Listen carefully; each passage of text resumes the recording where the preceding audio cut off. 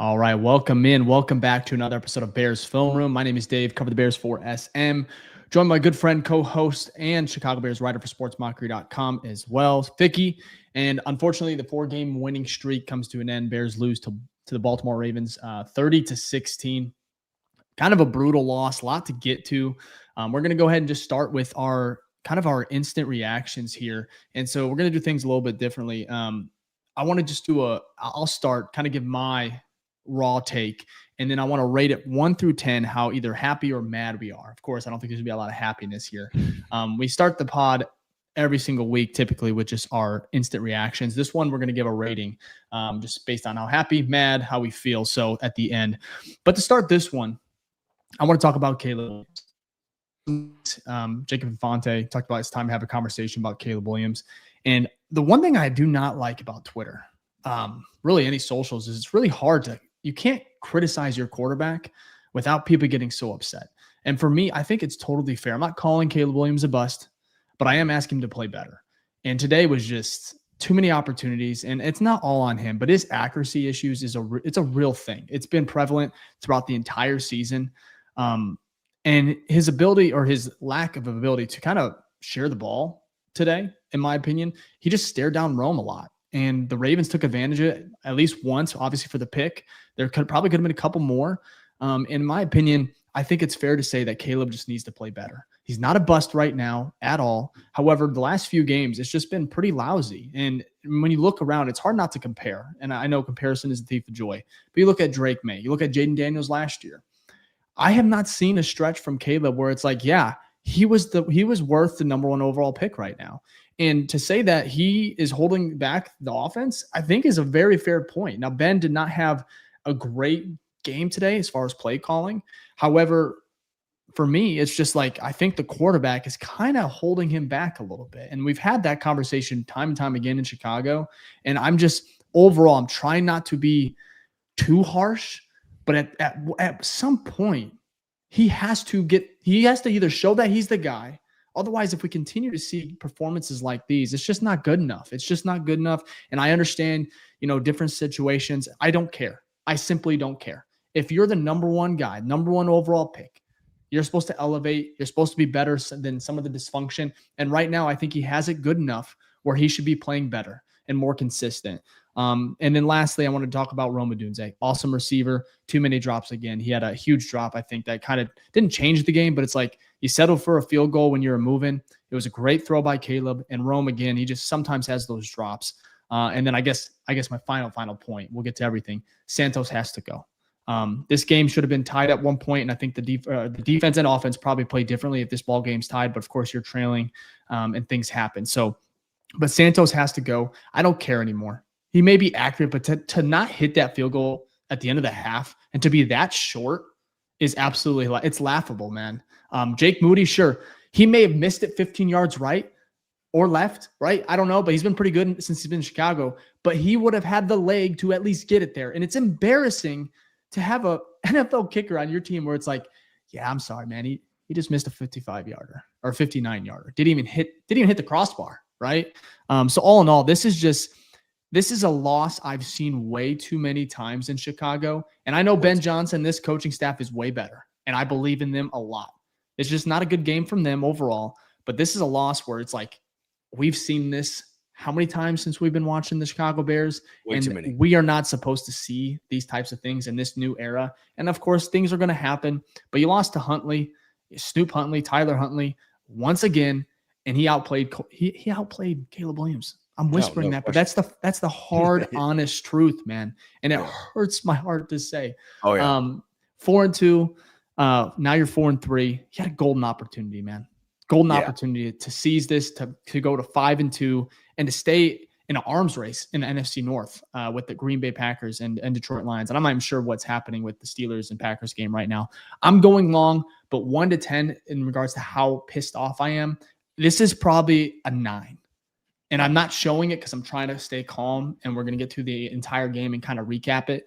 But overall, I'm going to say a 9. And also, I'm pissed off at anybody that's in my mentions and comes at me for being critical of our quarterback. It's like, I'm not going to just fucking sugarcoat it every single time. And to go, it's like, You say one bad thing, Fick, and it's like, you're the worst fucking person in the world. How dare you give him time? You're a piece of shit. Like, that's what I mentioned by saying, oh, that's kind of a high pass for Caleb. Or, hey, it's time to maybe have a real conversation about him needing to play better. And everyone's on our asses about like being positive. And I'm just tired of that, man. Like, I just want a guy that I know is the guy and is going to play consistent, good football at the quarterback position. And Caleb just is not good enough right now. No, I'm right there with you. I actually deleted a tweet because I went a little bit further. You know how we do those like the have yourself a day graphics? I did one was basically like calling out that Caleb wasn't good. Like, it was parody. So I'm right there with you. I'm always going to call it as I ended up deleting it. I was like, you know what? Maybe I'm just doing too much. And I probably was. But he didn't have a good game. Does it mean that this moment, this singular data point, is now going to be what he's going to be for the rest of his career? Absolutely not. But does that mean that we have every right to be upset and be like, what the hell was that type of performance? We have expectations and you're not meeting them? Absolutely. That's the whole point. People don't have the parity or the understanding of the duality of like, in this moment, in this particular game, in this scenario, in this situation, you did not play well. That does not mean that you could go on a 5-game streak to end the season where we go 4-1 and you're freaking balling out. That could easily happen, but that's projection and that's stuff that hasn't happened. We can only assess how the season has gone so far. And so far, he's been not like ass, but he's just kind of been middle of the pack. He's been kind of graded out around like the 18th to 20th best quarterback in the NFL. And I'd say the eye test like aligns with that type of grading. So we just expect a little bit more from the number 1 overall pick that we took last year. That is all we're saying. And today was his worst game. No question about it, right? The stats will look good. We'll get into that. But if you were literally watching the game, you know that there was many opportunities where Caleb's staring down the guy for too long, not making the right read, a bad ball, and obviously the gut-wrenching interception that he threw, that Nate Wiggins picked him off in the red zone. That basically killed the game. So I'm right there with you. It's fair for us to criticize any player in any team in the same way that we actually take on your guys' criticism for our show. It's fair. This is their jobs. This is what they're paid to do. So when they do not perform well, it is fair to call them out. Does that mean that they are now stuck in that, viewpoint and that they can't improve? No. I expect Caleb can get better. And what we're seeing in the NFL now, right, which actually keeps me hopeful, not about like right now, because I'm obviously vividly upset, but about the future, is if you keep these guys in the same system for a good amount of time, they will sooner or later, more than likely, become what you expect them to be, what their talent was scouted out to be. You think of someone like a Sam Darnold. Look at him now. And like this, he got with a good offensive-minded head coach later in his career. He had learned a lot. And now he's playing like one of the best top 3 quarterbacks in the NFL for 2 seasons straight. Another example, Baker Mayfield. He was going through a shit show in Cleveland, goes to Tampa Bay, gets some stability, starts to ball out. Jared Goff, Detroit Lions, right? Real iffy on the Rams. That's why they traded him. He gets to Detroit with Ben Johnson. Year 1, looks pretty good. But by year 3, it's like, oh, Jared Goff might be in MVP conversations. So you have to take that context and understand that this is, again, a guy who's only played, 23 NFL games. Okay? They have not been great. There's been a couple sprinkled in them where you're like, that's the guy. There's been a couple sprinkled in them when you're like, that's not the guy. And then there's been a lot that's in the median. Right. And that's kind of how he's been. We just want a little bit more of less of the shitty ones, more of the great ones. And you can kind of keep the same around of medium ones because you can win with that. And we just haven't seen that yet. And that's why I think we're vividly upset. So that's what I took away from this game. I'm not walking away thinking Caleb's not him. Put in Bagent. Dude, we're not putting in Bagent. Also, if you put in Bagent, you're taking away the confidence of your quarterback, which is horrible to do. And then what's the point of putting Bagent in if you're not thinking long-term or big picture? Your point of having Bagent is to be your backup quarterback. The point of having Bagent is not to be your starting quarterback, because now you have 2 backup quarterbacks, which means that you have no quarterbacks. So I'm right there with you, Dave, on that. It is fair to criticize Caleb. It does not mean that he can't then ball out next week against a bad defense in Cincinnati, and then we'll all be like, oh, Caleb is here, because that's how it works. It's a week-by-week recency bias here, and we're just upset that he lost, and I think that's totally fair. Okay, I went long as well, but to say how upset I am about the game, because obviously I picked him to win, I probably put myself at a 9 as well, right? You had the opportunity. The defense did enough, right? I know they gave up 30, but at one point you had to march down. You could tie it up. They held them to 3 a couple times, forced them to punt at the end, and you just couldn't capitalize on the offense. Yeah, it's really well said, Vic. I think everyone has a right to be upset here. I want to talk about Caleb Williams and that interception. The thing that worries me, right, is he does seem to go through his reads sometimes, but lately, last probably 3 games or so, since probably Dallas, it's been a lot of like staring receivers down, right? And also not taking the check down. And sometimes it's been like hit or miss. Like sometimes he'll take the check down and miss the deep ball, right? For example, Rome, there's been like a play or two where it's like 3rd down and he maybe runs it, right? He ran it for a 1st down. I love getting the first there, but he had Rome coming open mailbox, right? Missed that. But it's like we're seeing plays like that. And then others with the interception today where Kyle Monungai, dude, wide open on the check down. Easy first, probably picks up 14, 15 yards. And for me and I'm not trying to be too critical, but it's like Ben just was asked about this and he goes, yeah, I think there was another option open there, and he's hinting towards Kyle Monungai, the rookie running back who just wide open. And for me, I'm not sure. I've always had a little bit of like worrisome about Caleb and his height. I know it says 6'1". I don't think he's 6'1".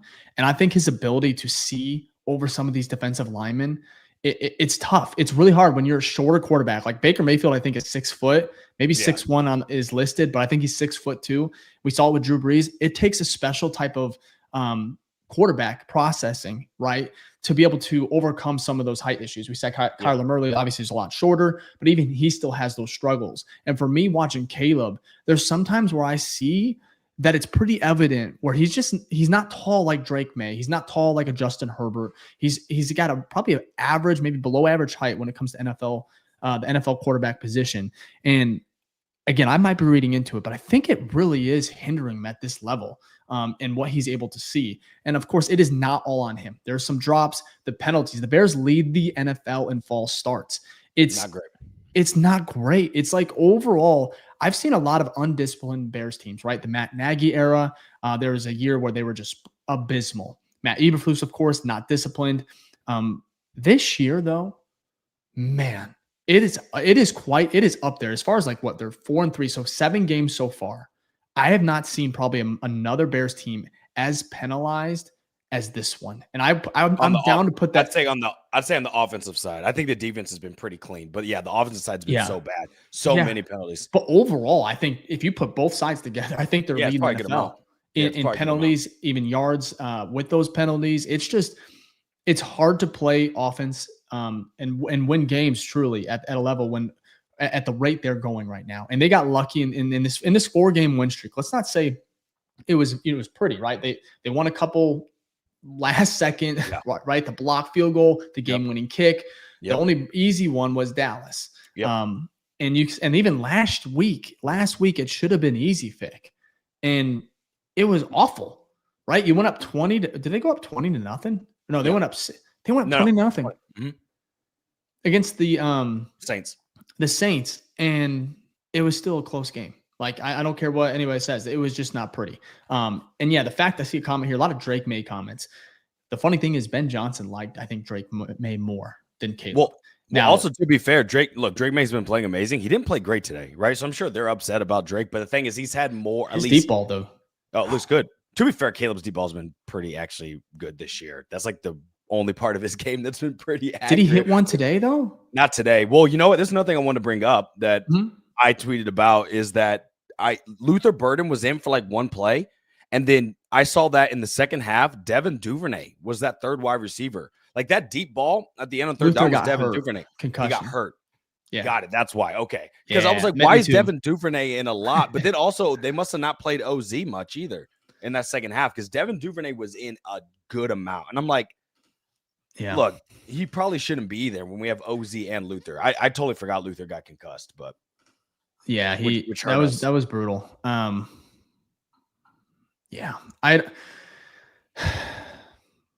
This is a tough one, man. The Bears had such a golden opportunity. And for as much as we say that like offense, they have so many weapons, at some point we have to figure out why they're not explosive sometimes. And and Ben Johnson, why I'm giving him criticism today in regards to the play calling. DeAndre Swift, about 3 minutes left in the third quarter, got his 5th and 6th carry back to back. And they picked about 20 yards on both of those, they picked about 20 yards in those 2 plays. And for me, the one drive where they scored a touchdown happened to be DeAndre Swift drive. We see those, I feel like, every single game where he has a drive where he kind of just takes over. That screenplay, great job by Caleb Williams at the line. He killed the play, obviously made the adjustment, loved it. Obviously got the ball to Swift too. Swift made a couple people miss. And it was just a really, really good execution by both the quarterback and, of course, DeAndre Swift. Then a few plays later, he punches it in. Bears score. For me, Ben kind of abandoned what I think the Bears have been really good at on that 4-game win streak, which is running the ball. 313 total yards from Swift last 2 games. Today just wasn't good enough. And then early on, when you settle for field goals, it can kill you. And finally, I feel like the Bears have settled for field goals a lot over this 4-game win streak. Today, when you didn't get the turnovers from the defense, they couldn't get it done, right? You settle for 2 field goals to start the game. All of a sudden, you're down 7-6 when Baltimore actually scores a touchdown. And Santos, again, missing that field goal is just it pisses me off because I don't see what Chicago sees in him. I truly don't. At the end of the day, he is not good enough to be in this league. I don't see it. He may be accurate, sure, but at this in 2025, you need a kicker that can get you 3 points on a 59-yard field goal. It's embarrassing, and he's a captain. He's a captain. At some point, those players too, I'm telling you, they may not say it. Santos is a great guy, great teammate, but come on, man. The momentum shift after missing that kick, you can see it in Ben Johnson's interview, right? It's like you're down 1 point, right? Instead of being down 4 or whatever it was. And so for me, it's just a little embarrassing on that end that the Bears are still seeing something, especially when Jake Moody, I think, has played better or good enough since coming to Chicago. Yeah, for sure. And so we'll see what that looks like. That is not the biggest worry in regards to Chicago right now. And I know a lot of people are pissed off about the Bears defense, but what they did, I'm sure they gave up some big plays, but that penalty on 3rd down to DeAndre Hopkins, where he pushes off OPI and a face mask. And a face mask. Two calls. And I love that I love how the refs are on point when the rest of that drive. How many they called the Bears for 3 penalties, right? Offsides. Yeah, they're locked in. They're seeing everything. Yeah. But all of a sudden you're turning a blind eye to a fucking huge penalty that changed the game. The Bears still had an opportunity. Oh no, they'd have the chance to march down and tie it up. Or win it, right? Go for 2. The Bears defense did enough, in my opinion. And I got some flack for this. They did enough to win this game. If the offense would have held up on their side and scored some damn touchdowns and maybe gave the defense a rest a little bit too.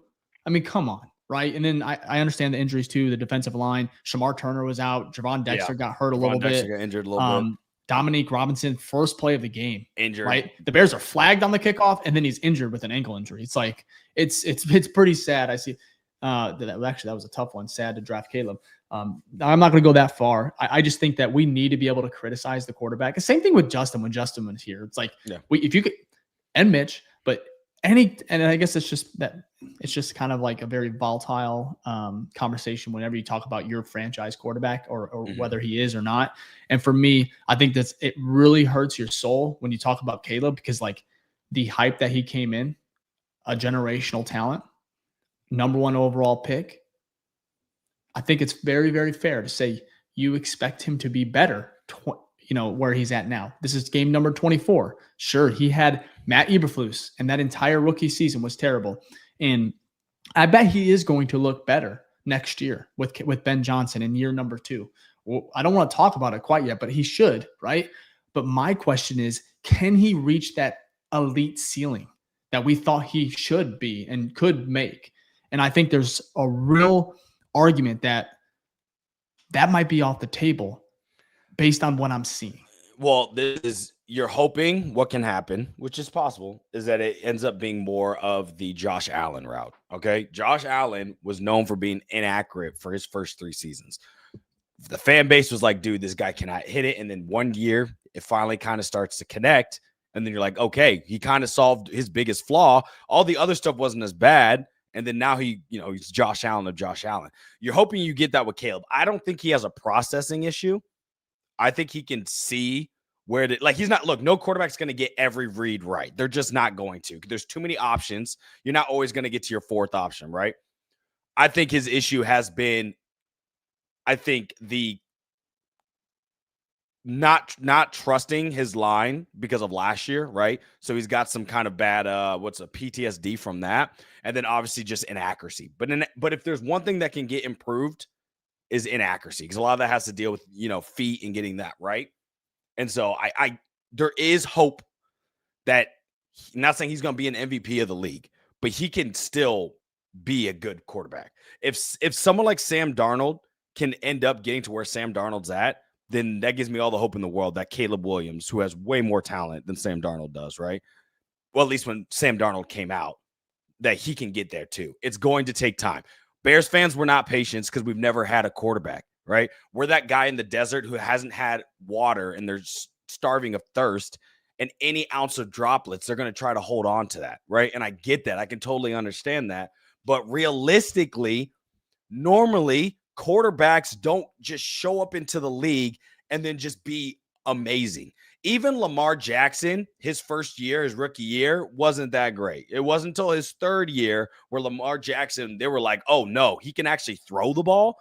They thought he was going to be what Justin Fields, like kind of just that running type quarterback. And then he actually developed an arm in his third season. And the next, you have the Lamar that we all know and love. So it takes time for these guys. We have to be patient. I just don't think he's done enough bad to where you bench him and put in Bajan. But he has had bad games like this where you can criticize and say, hey, we need you to play better, because if you would have played better, we probably would have got that win. Those are two different things, right? I still am on the track of I still think like this team isn't the team that was going to take off this year. They're just not. It was going to be next. Like this year's like, maybe we could sneak into a playoff. That's a win, right? Even being 4-3, that's above expectations. I'm not mad about the bigger picture. Today, I'm pissed about the game because we should be 5-2, but we're still on track to do what we need to do. It's the following year. This is the first year of the lines with Ben Johnson. And then you saw what they did the second year, right? This is all going to take a little bit of time. So unfortunately, we're going to probably see a little bit more games like this. Maybe not as bad, but we're going to have to kind of just push through and see what we can do. It's just, we just have to be patient. Is kind of my point there. So, yeah, it sucks. It's hard to preach. It's hard to preach patience, especially after a loss like this. For sure. I get it. Yeah, I'll take a step back. Let's go through. Well, actually, let's take our first break here, and we'll go through some of our segments, just to check on the meter and see where we're at. So, first off, thank you for watching the BFR Podcast, the number one show for the fans by the fans. If this is your first time here, please like and subscribe, as it just helps our show grow and helps the algorithm get this show out to other awesome, amazing Bear fans like y'all as we're trying to grow this community. If this is your first time, also leave a hashtag New Face Gang in the chat. That's hashtag New Face Gang in the chat, and we'll give you a shout out before the end of the show. And if this is not your first time, this is your second time, you've watched over 100 episodes or anything in between, then you are a true OG, and we want to show you some love as well. So please leave a hashtag OG in the chat, and we'll make sure to give you a shout out before the end of the show. Thank y'all for all the support for the number one show for the fans, by the fans, the BFR Podcast. Now let's get back to the show. Absolutely, Fick. Appreciate the support. A lot of y'all in, about 4,500 of you guys across all platforms tuning in to this Bears Ravens post game show. So we appreciate it. Fick, what do we got for you? Yeah, let's go to the game. Let's go to the game recap and just kind of paint the picture. We can kind of go through these. I know a lot of us don't want to see it after a loss. It hurts more, but you can see we lost 30-16. Oh, I didn't update the touchdowns. We only had one touchdown, and the field goals are messed up there. But what's important here is we actually outpassed them, which is crazy. I didn't really think about that. But I think the true reason why we lost, at least on the defensive side of the ball, is that rushing yards. They had 177 to our 96, and that's what did it. And then also that one interception, because that was crucial, because if we march down the field right there, we have a chance to take the lead and we can end it. So we got to look at Caleb's stats here. He was 25 for 38, which actually isn't like awful. That's pretty decent on a completion standpoint. 273 yards, which is all right. The big one here is, though, the goose egg with the touchdowns. Dog had 0 touchdowns. That's never great to see. Rushing yards 24 and a QB rating of 77.2. So where does that put him, though, with 273 yards? Where does that put him on track for the 4,000 yards? Well, let's take a look. And we can see here, he had 285. Oh, sorry, he had 285 yards. The passing yards, we had 273 because the sacks taken. But 285, that puts him at his yearly average of 233. And as you can see, he needs 238 as an average. So right now, he's still under pacing for 4K. He's probably at like 3,982 yards or something like that.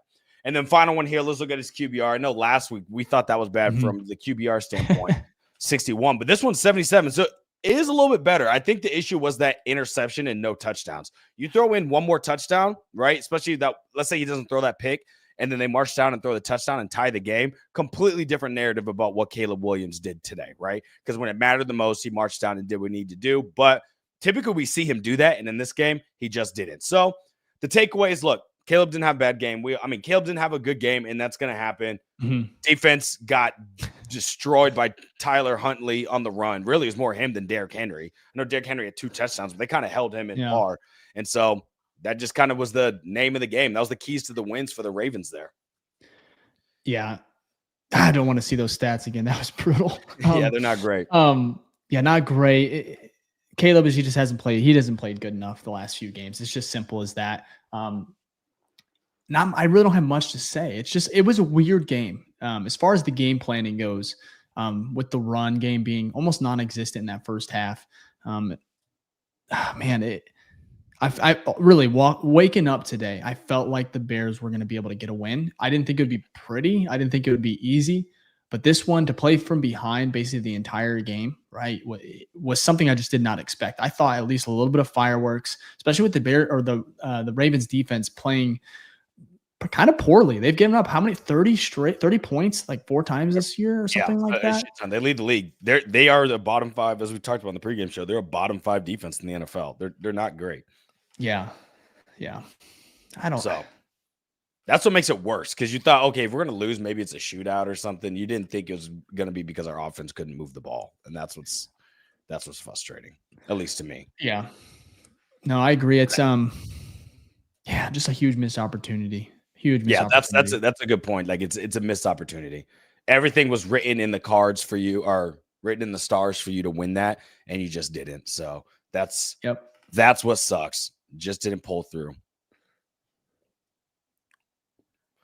So I see.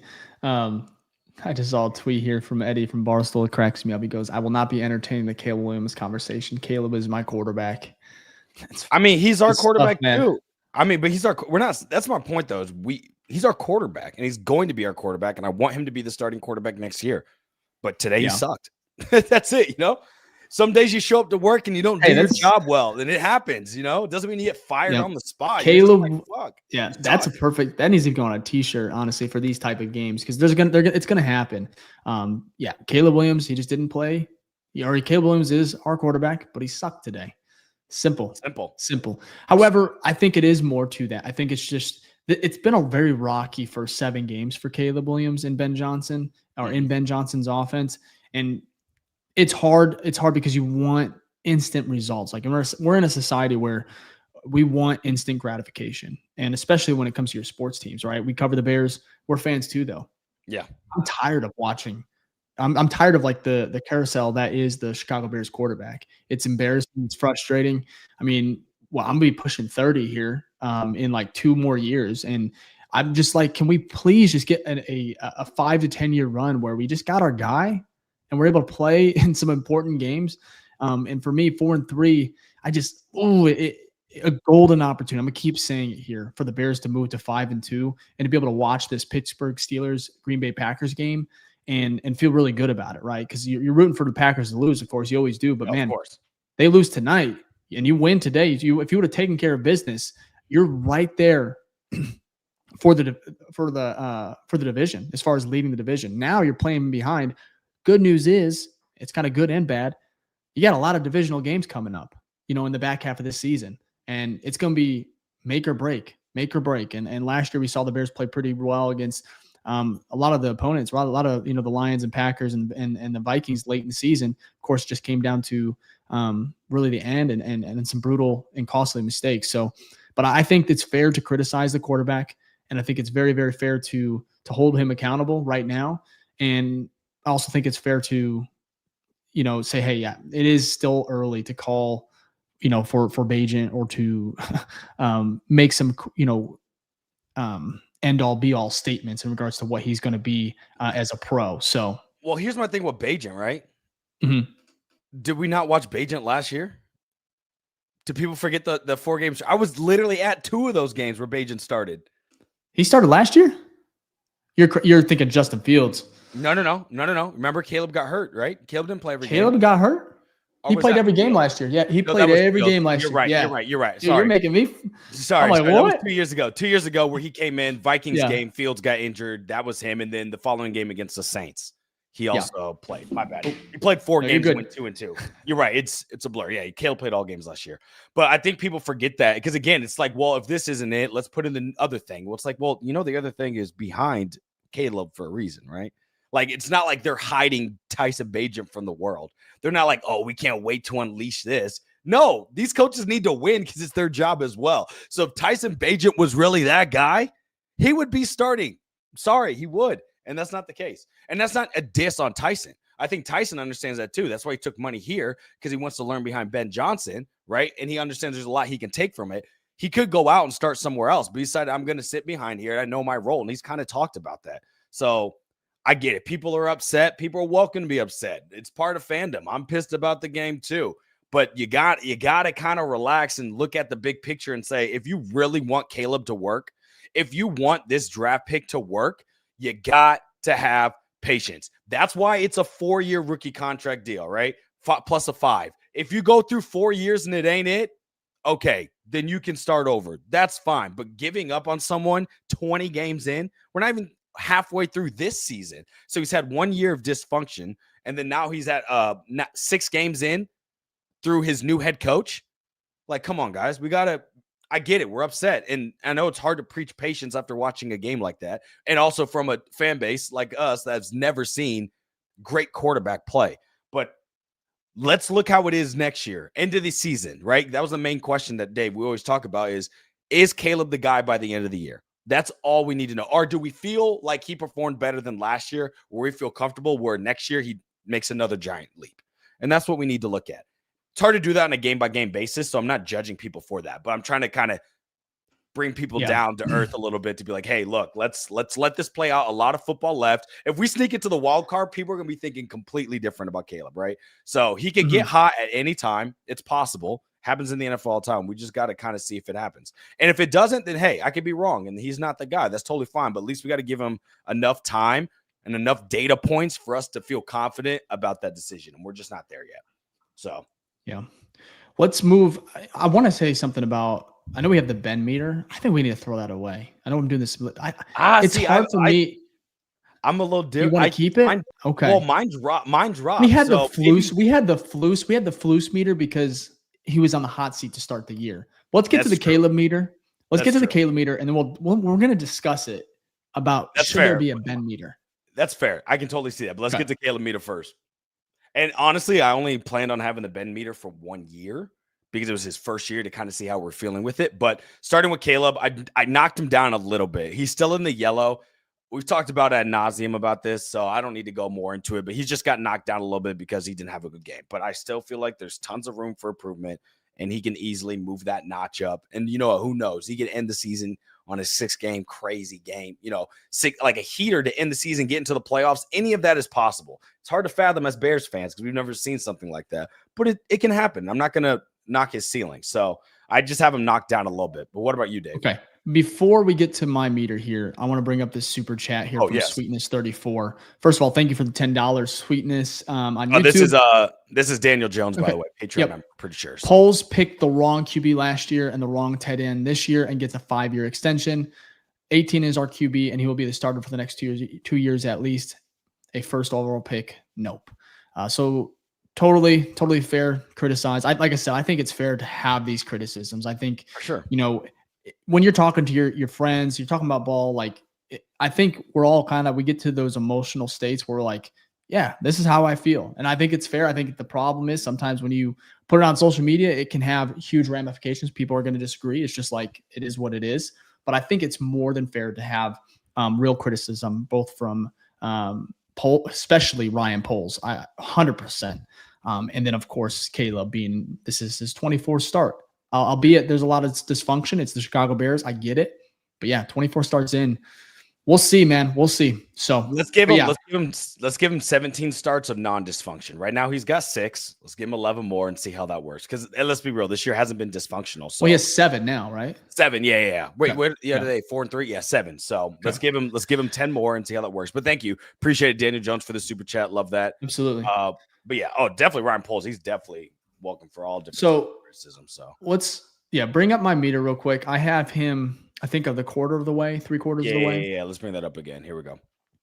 So Caleb right now in the season, 1,351 passing yards. That's 21st in the NFL. 9 touchdowns. That's tied for 18th. 3 interceptions, tied for 41st. He has a 51.1 QBR, which is 21st in the NFL. He has not thrown a touchdown in back-to-back games. He has a pick in back-to-back games, I believe.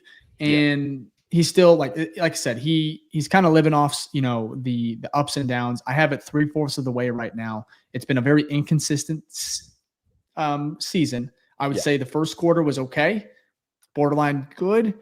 These last 4 games, kind of not. I'm just not impressed outside of the Cowboys, of course. So needs to play better. Not going to give up on him, but I am going to hold him accountable for his play, just like he's doing to himself in the media. So, but I think I said this earlier in the show, but he's around probably 18th to 20th ranked or kind of graded quarterback. And his statistics also say that.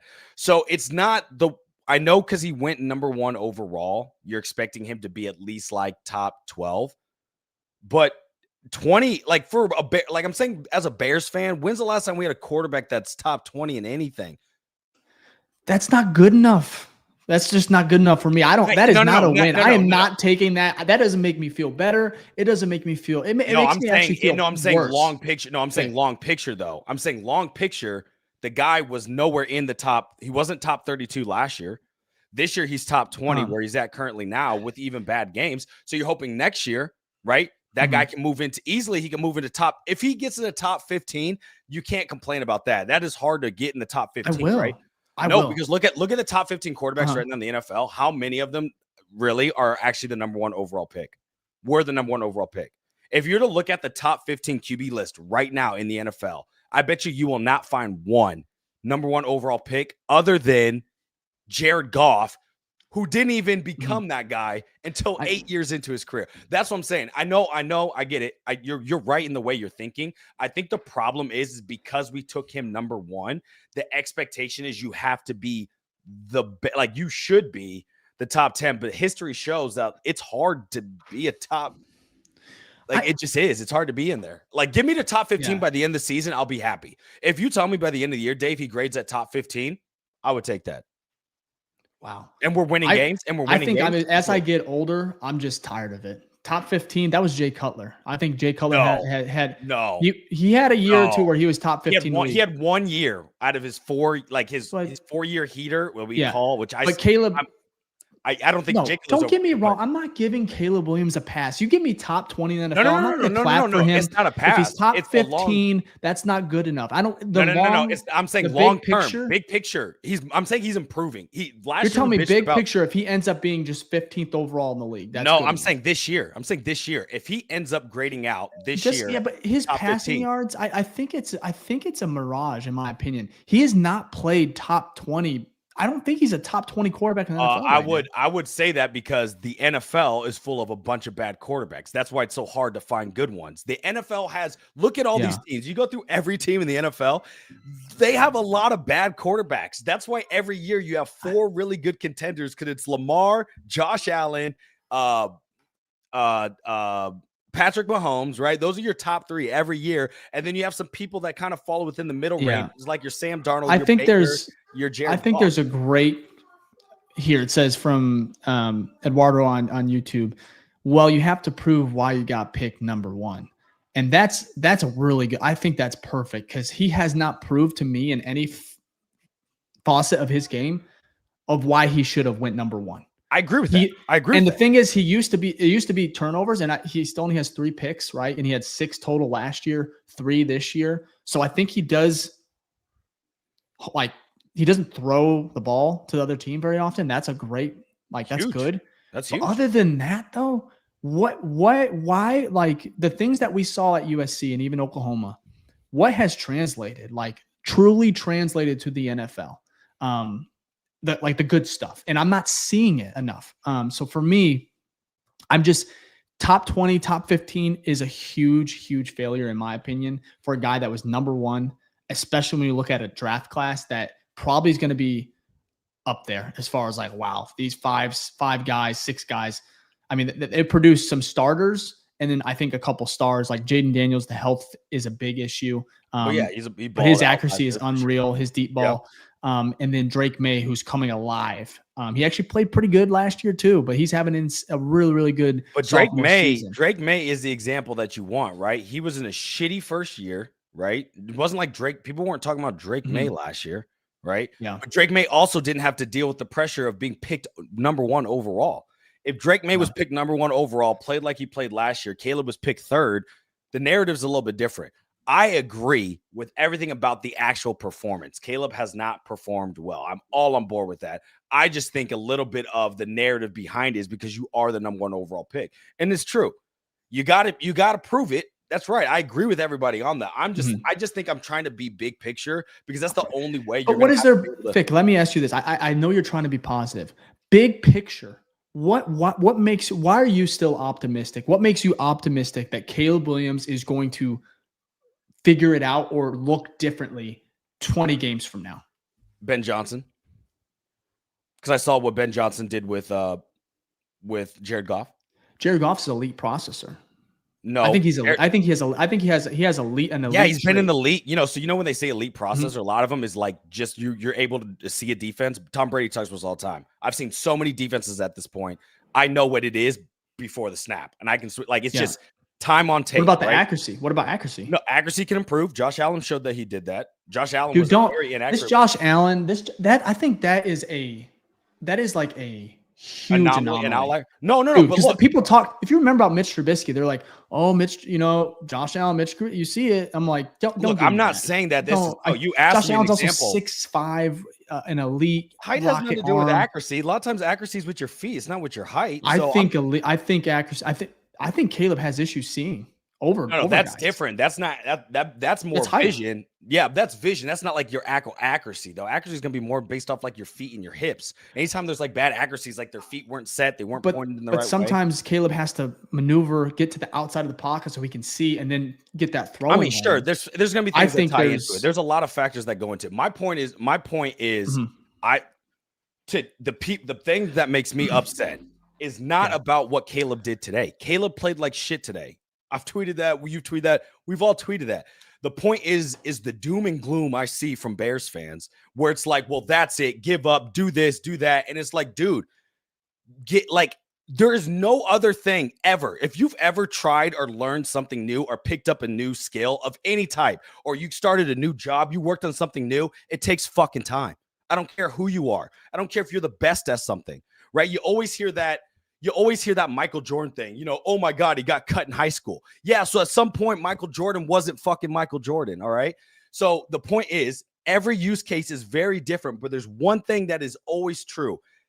You get better at things typically if you put in the concerted effort and on time on task. So if Caleb Williams, which I don't know this, behind the scenes is doing everything he needs to do behind the scenes, right? Trying to show up to be his best every day, which Ben Johnson makes it sound like he is, he's going to get better. Well, does that mean that he's going to end up being a Josh Allen? Maybe not. Does that mean he ends up being a quarterback that's serviceable enough to win you a Super Bowl? Maybe. We don't know what the end product is, but I feel comfortable that because he has the right leadership, I think he's got the right mindset that he's going to get better. We're going to see less of these games and more where Caleb looks like a guy who can get your team consistently to the playoffs. Right. So, and another example of that is if you look at what's his name? CJ Stroud, right? CJ Stroud has been up and down, had a great rookie season. Last season kind of looked like doo-doo. this season's had some dud of games where he's been kind of the laughing stock. He went off for 300 today, looked fantastic. That's the part of the NFL. Like, it's every game is not going to be perfect. It takes time. These quarterbacks are young. They come in at 22, 23, trying to figure shit out. A lot of them come into dysfunction, and it just takes. Yeah. That's my big picture. But again, I just want to double down. I'm not arguing like you being upset or fans being upset about today. I'm with you. I fucking was dogging them. I guess. Wait, real quick. I think you're like the yin to my yang right now, Fick. I think that's good. There was another. Oh yeah, right here. Thank you again for $10. Yeah, Daniel Jones. Sweetness on 34 on YouTube. Trust me, I hope I'm wrong. 18 is still our guy. Great show, fellas. It's on to Cincinnati. Appreciate I agree. Thank you again for the super chat. On to Cincinnati. I'll feel that way about midweek, and I think we're gonna have a midweek show, hopefully about Wednesday for you guys, for a little special episode during the week. So, but yeah, I think you're right, Vic. I think both of us are correct here. Sure. I think there's a lot to be worried about. And of course you can be optimistic. I think for me personally, and it's probably just the years of being a Chicago Bears fan. And I know there's guys that are in their 40s, women 40s, 50s, that's been watched this team for 30 plus years. In my short time, about 20 years or so, since I'm 28, probably remember the games around like 7, 8 years old. I remember the Super Bowl, of course.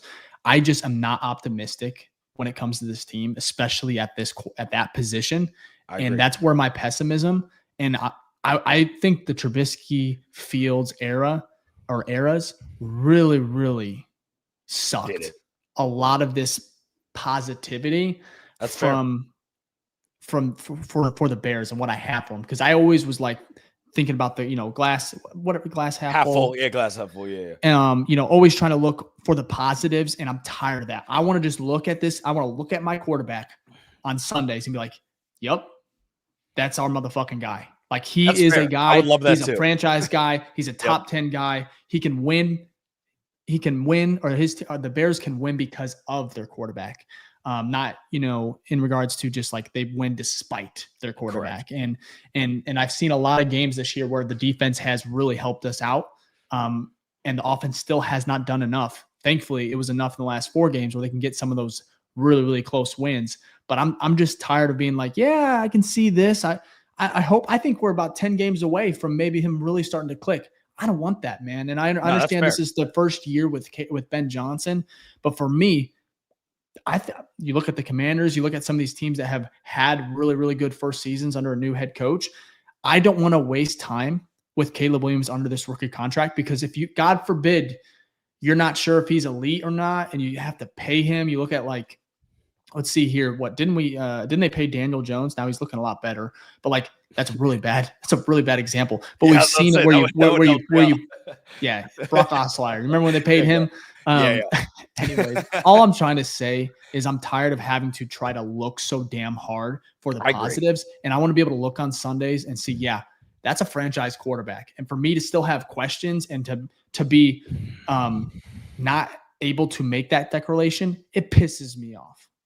No, that's fair. I agree with you on that. The perfect ideal situation was that like last year we would end the season and be like, that's him. Mm-hmm. Like, we don't have to worry about it. So I feel you. We wanted what the Commanders had with Jason Daniels last year. So I agree with you. That is the ideal one. I just know that's out the window now. So we're probably can't get that one. So this is my last effort. And to be honest, right, it's really this season, because if it's by the start of year 3, that's how I kind of view it. That's where you see a lot of times the breakout of players, right? In the NFL, is typically like year 3. So I think of like a good example, like JSN's first year as a wide receiver didn't look good, right? People are like, oh, this guy's a bust. Second year, he kind of came to his own. You're like, okay. And then his third year, this year, dude's looking like the best wide receiver in football. So it takes time. They all come at different points. But I think my hard line, where I'm basically going to probably end up being like you next year's pods, is if he looks like we're in week 2 and he's still doing this shit, then I'll probably be fully out. But I'm half glass full for about 10 more games, basically. So, but I think it's fair. Either way, look, either way you guys feel, right? If you're more on the way Dave feels, the more on the way I feel, there's no right or wrong way. I think they're all fair critiques and criticism and things to have. It just kind of sucks because we all wanted what Dave said, which was just knowing right away. And that got stripped from us. Tired of it. Got stripped immediately. So let's get to our grades here. Yep, let's do that. We'll get to grades, and then we got voicemails, and so we'll end the show on that. But let's get to the grades here. Not great on for any of us, to no one's surprise. Offense, F, just F for fucking awful. Defense, I'll say C for what they had, like, because that secondary was, and even the defensive line was injured as hell. So they held their own and gave the team enough of a chance to win it. Special teams, D+, because I feel like there's a couple big returns. Though, hey, you'll love this one, Dave. Torrey Taylor look good again. That's like back-to-back weeks where his punting has been immaculate. You know what's not good is getting a punt to, fall inside the one and then not being able to line up correctly, dude. Love that one. And that's why my last one is a C- on the coaching. What a perfect transition. I'll say this, Richard Hightower has been pretty good. This was probably his worst game of the season. So yeah, it makes me wonder, man. It makes me wonder sometimes about him. I know he's the only sole coach that was kept from the Eberflus era, and sometimes I understand he's had some good weeks, but well, you know what sucks though? Let's be games real. like these. If you ever have to worry about your special teams being the reason that like you win or lose, it's probably not a good game. The Ravens, they just kept on having such good field position on their kick returns too. Constantly getting past the 35. And the Bears, I'm nervous about Josh Blackwell, who is returning kicks, almost fumbled twice. He did fumble once, almost fumbled a second time anyway. So let's get to my grades. I think they're probably similar. Yeah, they're pretty offense. I wish I didn't even have to give a grade. It was so bad. F. C+ for the defense. Special teams, C-. That's being very generous when I gave that grade. Probably should be a D. Coaching, C-. Again, it probably should be a D. I don't think they just did not do a good enough across the board on all phases. So those are some generous, grading on a scale or a curve, if I might say. So I guess you were a little more optimistic on that one. There you go. It's all about when we throw these grades in. Sometimes we lock our grades in about 4 minutes ago, 5 minutes ago. Sometimes 8 minutes depending on the game. We try to change it before the. So we'll leave it at that. Let's go ahead and let's get to our shout outs here. Maybe another break before we get to our voicemails. Is that cool? Let's do that. Yeah, let's go through shout outs real quick and see. Let's go through here real quick. So we got the Spiceman 66 says he has to spread the ball around. This was back talking to Caleb earlier on, but a hashtag OG. Appreciate that, the Spiceman. And then also another one here with no, it's not time to talk about Caleb. He's our quarterback, period. What's our option? That's a good point. Like he's quarterback for the future, that's for sure. So hashtag OG, appreciate that, Spiceman. And then we got one more here with Trig as well with the hashtag OG. Appreciate y'all sending those in. And if you guys want to send them in, we'll still post them before the end of the show, but those are the one. Oh, we have another one here. Sorry about that. Kyler Villa-Gomez with a hashtag OG bear down. I'm not worried about Caleb. Defense was bad. I noticed at the goal line they were playing so tight for the run and letting up space to exploit something is what I do in Madden. Also, that D-Hop penalty. Yeah, that penalty was brutal. But yeah, thank you, Kyler. Thank you. Appreciate it. And then we got JoJo Peril 6689 on YouTube with the hashtag OG. Ravens defense got healthy. Not surprised. Yeah, but even still, I know they've been in, injury bugs, especially on the defense side of the ball. Even when they were like fully healthy earlier in the season, it's like they're still giving up 30 points. So it's not like this defense is as good as what we saw from the Ravens defense last year. So, all right, let's get to our last ad read, and then we'll have our voicemails and we'll end the show. All right, we're going to get back to the episode real quick, but I had to take a moment to pause and tell you about something awesome that we have cooking up over here at the BFR Podcast, and that is our Patreon membership. You can join our Patreon, the BFR Den, where we have a bunch of great exclusive stuff that happens monthly, like monthly giveaways, private Zoom calls, mailbag episodes, and much, much more to come. I mean, we've got tons of features in there. We've got 2 tiers. We have our top tier, which is $10 a month, our Hall of Fame tier. What comes with that, which is very exclusive, is our private Zoom calls with our members. So every month, you're going to get a private Zoom call with me, Dave, and Jack, and we just get to talk about whatever, shoot the shit, football, life. It's a wonderful time. And then if you want to go to the lower level, we have our Rookie Grizzly tier, which is $3 a month. And what that includes is like the private Discords, the monthly giveaways, the free merch, all the events if we have coming up, things like that, access to exclusive merch that's only for our Patreon members, and any other cool features. You'll get that at the $3 level tier. And then with the $10 level tier, you will get the private Zoom call as well. Now, you can join for free. We do post our monthly calendars in there, so you can kind of see what we have going on each month. And we post our episodes there as well. So if you want to join that ongoing community, which we keep building up, please do so at the BFR Den on Patreon. Also, as well, we give a shout out to all of our Patreon members every single episode that we do. So if you join, we'll make sure to show you some love on every episode as well. So again, you can join the BFR Den on Patreon at the BFR Den on Patreon. And we just love the support. You guys are great. Shout out to all our Patreon members, and let's get back to the show. Absolutely. Love the support. We have our call next Saturday, I believe, that I'm looking forward to. So shout out to you guys again, almost 6,000 across all platforms watching this post-game show. So hats off to y'all. Wish we had a better outcome, but let's get to our voicemails. See if these can cheer us up. I doubt it, but I bet they're going to be good. I love sometimes when we lose, man, we get some bangers as far as you guys' voicemails. So I'm looking forward to these. That's for sure. Yeah, you spot on. Let's start with Jerome here. Look, boys, I'm going to make this short and sweet. This is Jerome from Darien. It was a disgusting performance from the offense today. Defense is perfectly fine. This was a old school Bears game where the defense does its job and the offense doesn't do shit. Offense entirely as a whole, especially Caleb, has to be better. Simple as that. I'm already on to next week. Hopefully we get this dub next week because that shit was unacceptable this week.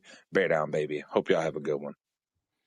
Appreciate it, Jerome. Always like his. Sends them in week after week. Appreciate I like that one too. Let's go to Nolan.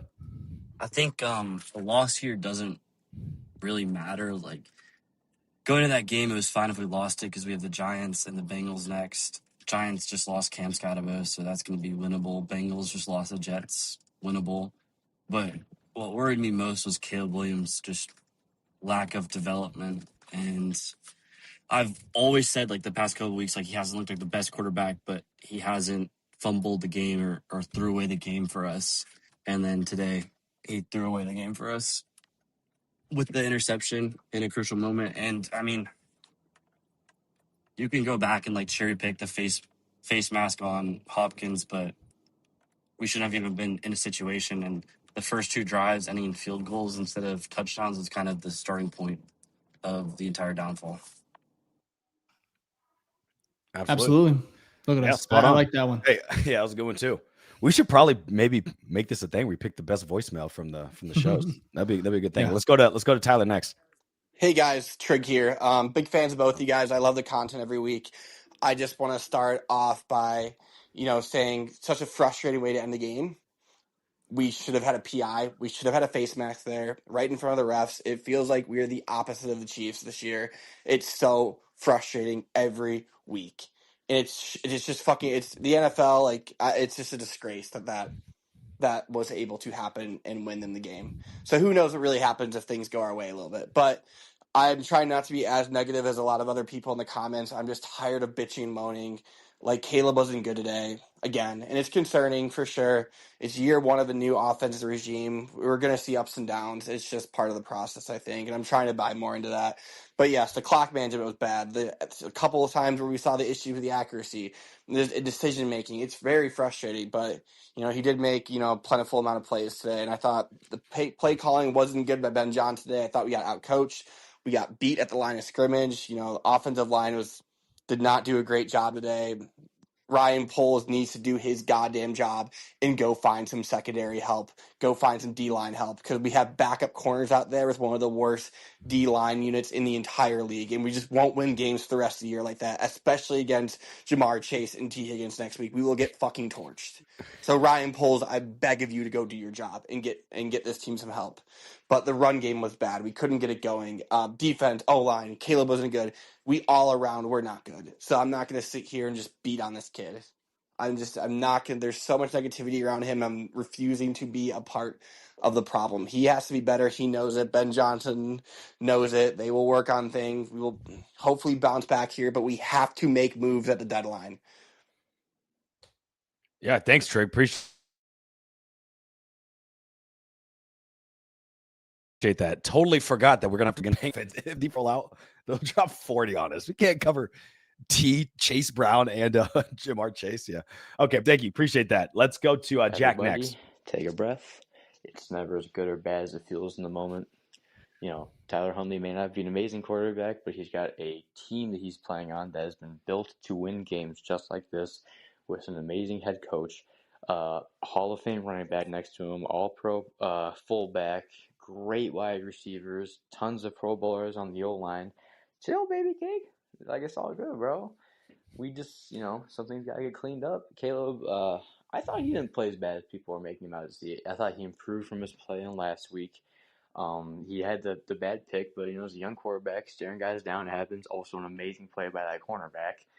It happens, I remember we were all sitting here when the Bears lost by, God, what was it, 30-some points to the Detroit Lions, and we're all thinking, same old Bears, it's over. And then, hey, they're 1-4 in a straight, drops about 30-something points on the Cowboys next week. So, like I'm saying, it's never good or bad as it feels in the moment.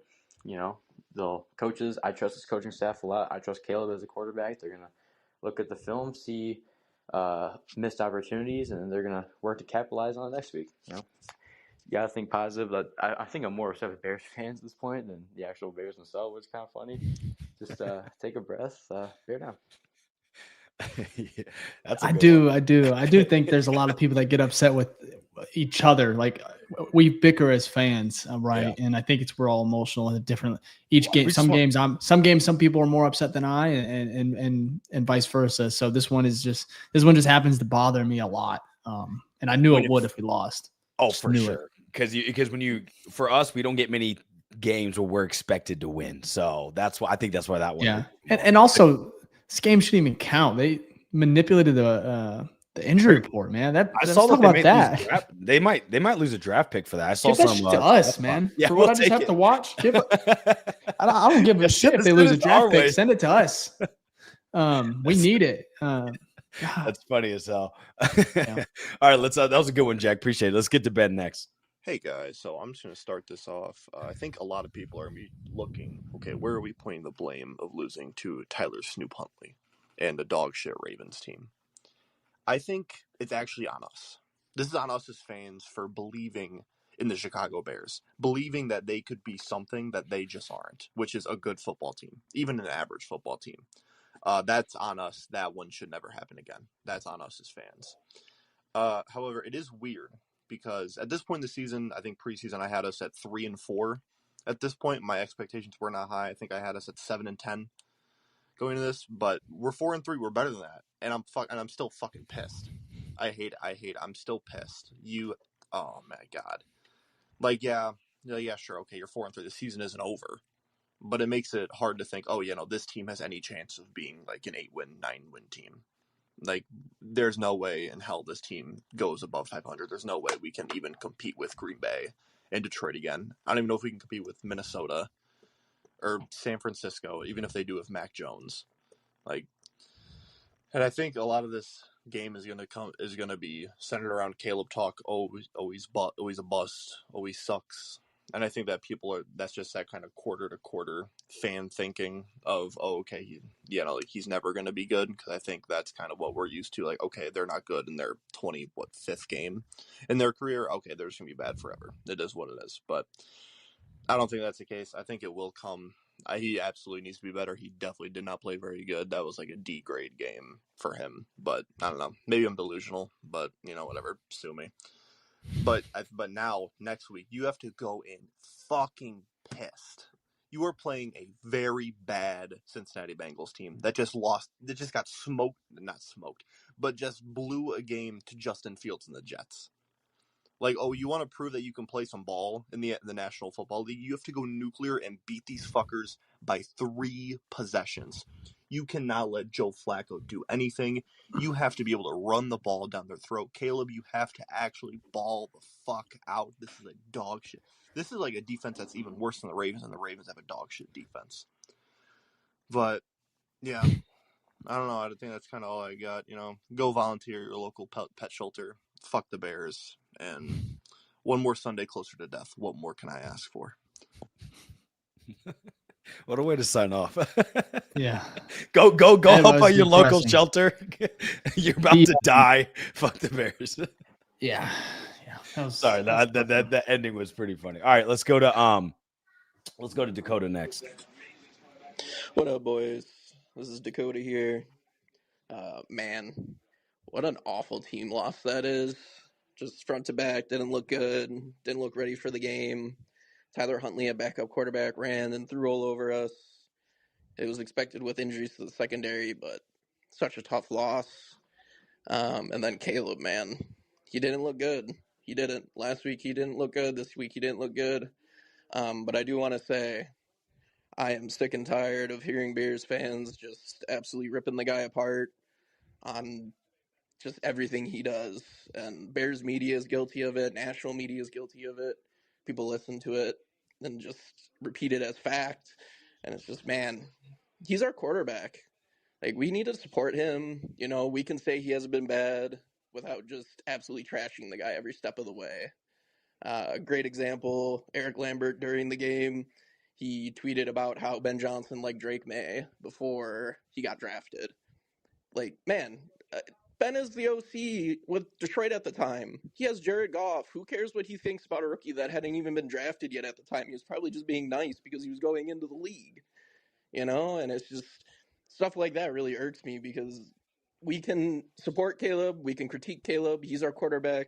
Jaden Daniels isn't our quarterback. Drake May isn't our quarterback. Bo Nix isn't our quarterback. Caleb is our quarterback. We need to support him.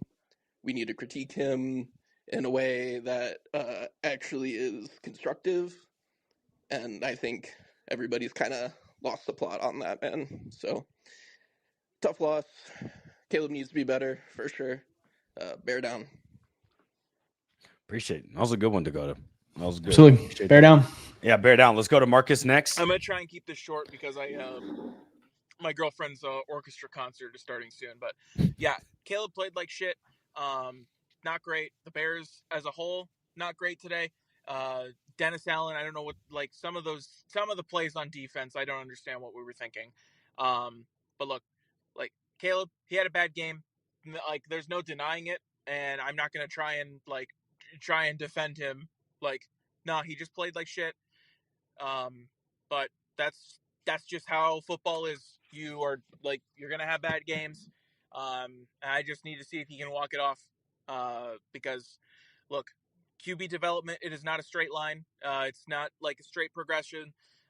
He's gonna have bad games. It's just gonna happen. I just need to see him put it together more than he doesn't.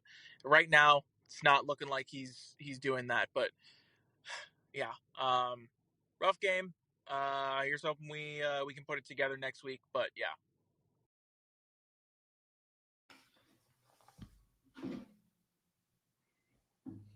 Sorry about that. I was muted. Yeah. Yep. Well, new.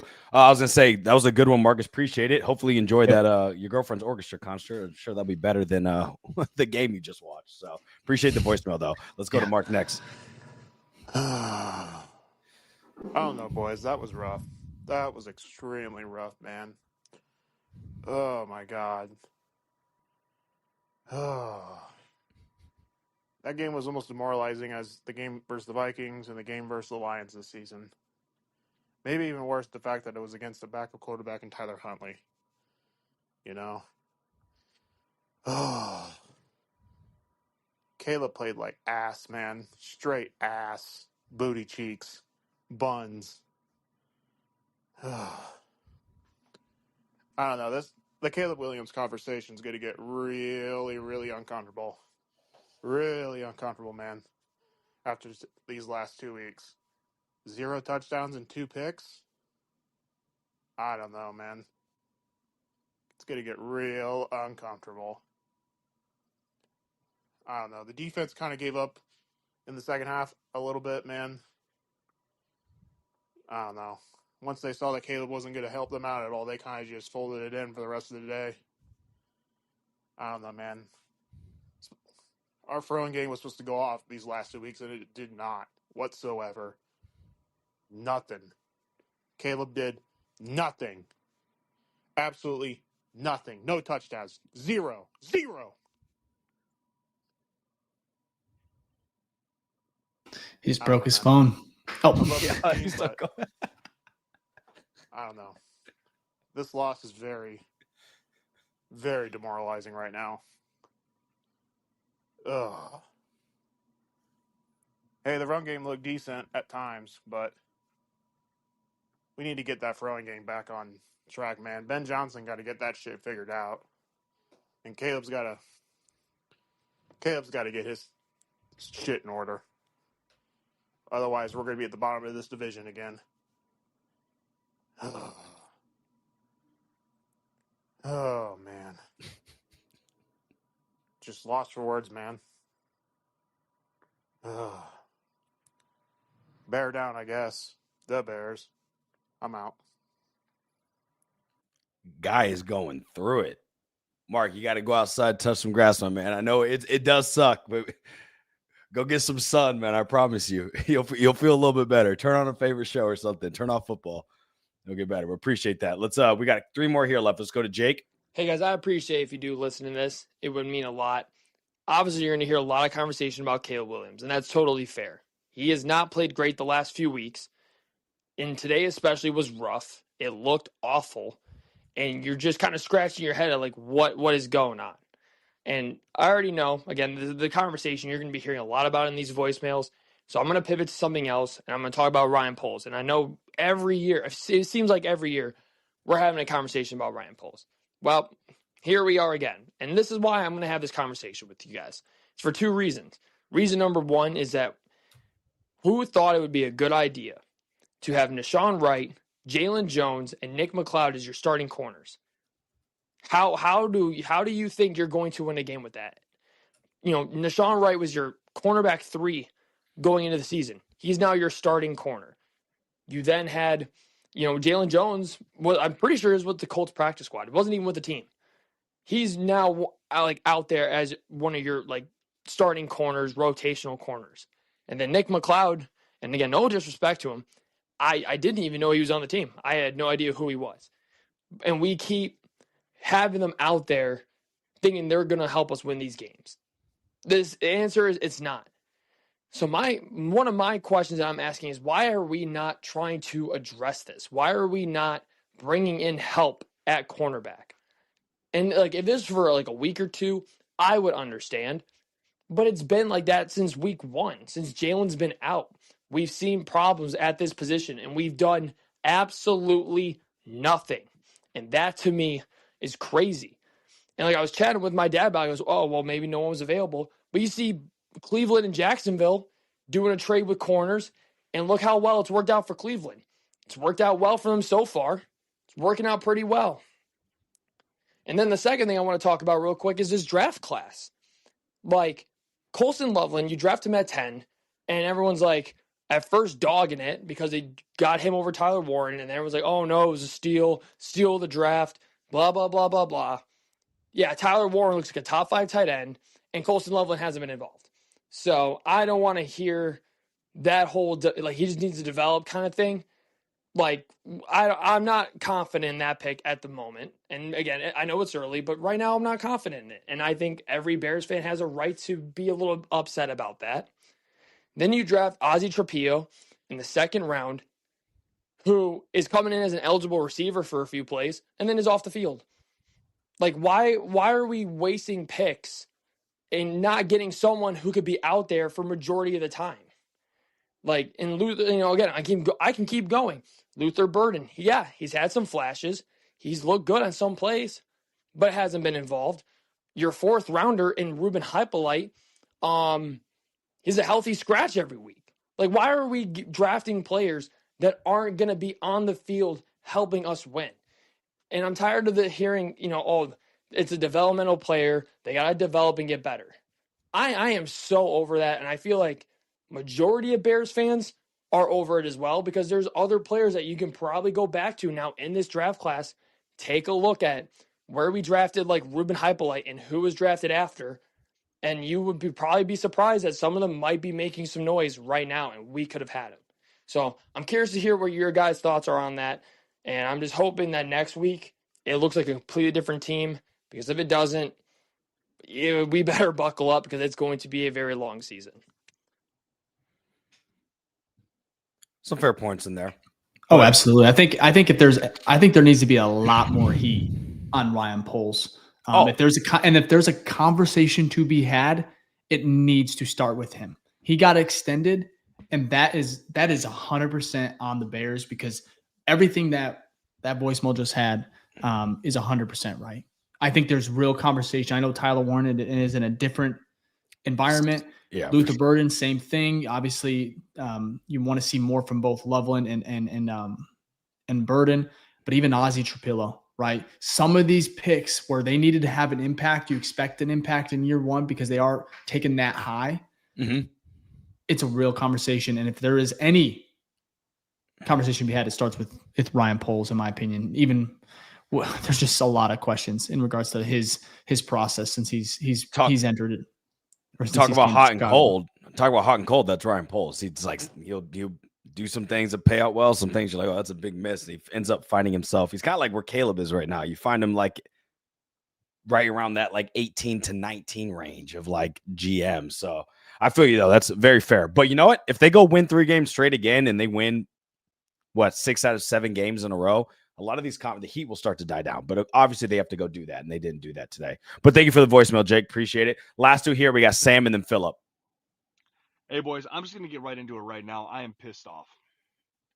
I am pissed off because our number 1 overall quarterback that was heralded as the savior of our team, as so many other Chicago Bears first-round draft picks are, has yet again showed no confidence that he is the guy to change this team and get us to a winning culture. He just hasn't. He's played 1 solid game in the 2025 season against the worst statistical defense in the NFL. The other 6 games, he has looked average to below average at best. He has done nothing to generate confidence in that he can be the guy to play 4 quarters of football that will win you games because of him. Because of him. Not because of his playmakers, not because of his defense, not because of his coaching, because of him. And that is an expectation that a first overall draft pick should have. I'm sorry, that's the standard. That's what it is. And we have so many people saying, gotta give him time. I'd rather be 4-3 than. Guys, have you looked at the second half of our season? We have Green Bay staring us down the throat for 2 games. We have the Lions. We have the Vikings. Even the Vikings, who are below us right now, would probably play more competent football with J.J. McCarthy than the Bears are playing right now. He beat us once already because of the same reason. Our quarterback didn't show up after the first drive. I am just beyond sick of the same shit happening over and over and over and over again. Caleb has to be better. Does it lie all on him? No. Ben Johnson could have called some better plays this game. I will give him that. I will give him that. But he is not helping this team.